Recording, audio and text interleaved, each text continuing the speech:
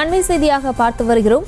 தூத்துக்குடி மாவட்டம் எட்டயபுரத்தில் கோழி பண்ணையில் இருந்த 6000 கோழிகள் உயிரிழந்திருக்கிறது. இது தொடர்பான மேலும் விவரங்களை செய்தியாளர் ராமமூர்த்தி வழங்கிட கேட்கலாம். ராமமூர்த்தி, வணக்கம். மேலும் விவரம்.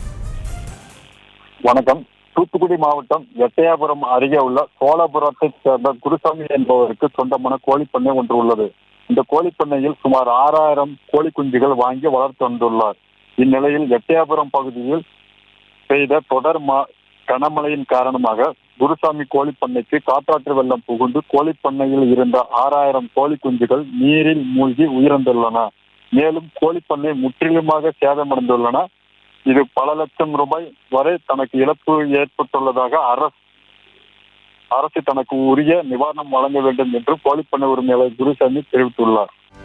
செய்திகளை உடனுக்குடனும் துல்லியமாகவும் தெரிந்து கொள்ள சப்ஸ்கிரைப் பண்ணுங்க.